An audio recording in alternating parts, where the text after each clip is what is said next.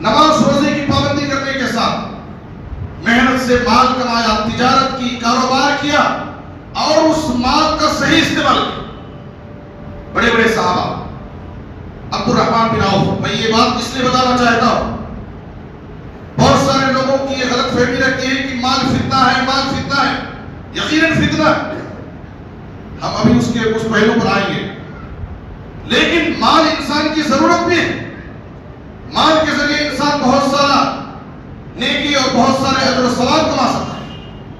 بڑے بڑے صحابہ جو عبادت میں، زہد و تقوی میں بڑے اعلیٰ مقام پر تھے، لیکن انہوں نے مال کے ذریعے، بہت بڑے بڑے مالدار صحابی بھی، عبد الرحمن بن عوف رضی اللہ تعالیٰ عنہ ایک بڑے مالدار تاجر صحابی، انہوں نے اپنی موت کے وقت وصیت کی ہر بدری صحابی کو 400 دینار دے۔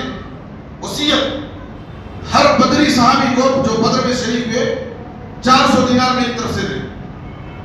البدایہ والنہایہ میں ہے کہ اس وقت بدری صحابہ 100 کی تعداد میں زندہ تھے، 100 بدری صحابہ۔ موجودہ حساب سے اگر ان کے اس وصیت کے مال کا اندازہ لگایا جائے تو 40 کروڑ بنتے ہیں، 40 کروڑ، جو انہوں نے اپنی موت کے وقت بدری صحابہ کے لیے صرف وصیت کی تھی۔ یہ ان کا پورا مال نہیں ہے 40 کروڑ، یہ ان کی وصیت کا مال ہے۔ اور آپ کو معلوم ہونا چاہیے کہ وصیت آدمی صرف 1/3 کی کرتا ہے، اپنے پورے مال میں سے صرف 1/3 حصہ کرتا ہے، اور کرنا اس کے لیے جائز ہے۔ 1/3 مال یہ عبد الرحمن بن عوف رضی اللہ عنہ کی پراپرٹی ہے، صرف وصیت کی ایک مثال۔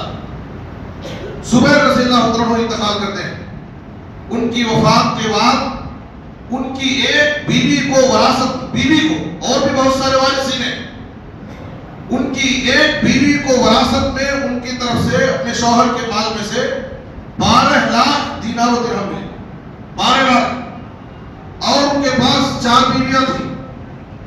ان کی کل آمدنی کا تخمینہ لگایا جائے اگر موجودہ حساب سے تو 5 کروڑ 2 لاکھ بنتے ہیں۔ آپ اور بھی فرمائیے، صحابہ کرام جو ایمان، زہد و تقوی کی جن کی مثالیں دی جاتی ہیں، لیکن انہوں نے تجارت کی، کاروبار کیا، مال جمایا اور اس مال کو اللہ کے راستے میں خرچ کیا۔ جہاں اپنی ضرورتیں پورا کی، اپنے بیوی بچوں پر خرچ کیا، وہی اس مال کے ذریعے نیکی اور بھلائی کے بہت سارے کام کیے۔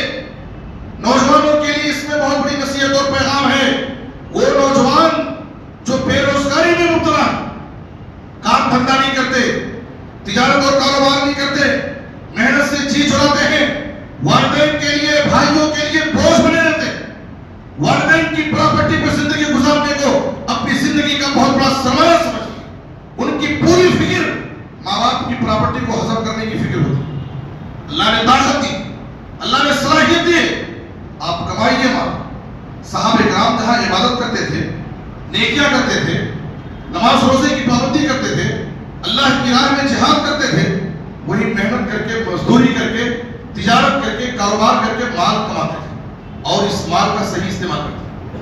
حضرت عثمان بن عفان رضی اللہ عنہ ایک بڑے سخی صحابی، صرف جنگ تبوک کے موقع پر انہوں نے جو مال خرچ کیا، ایک جنگ میں 100 گھوڑے انہوں نے دیے، 100 گھوڑے اللہ کی راہ میں، ساز و سامان کے ساتھ 900 اونٹ دیے، 900 اونٹ، اور 5.5 کلو سونا انہوں نے خرچ کیا، صرف غزوہ تبوک کے موقع پر ایک جنگ میں 29.5 کلو چاندی انہوں نے دیا غزوہ تبوک کے موقع پر۔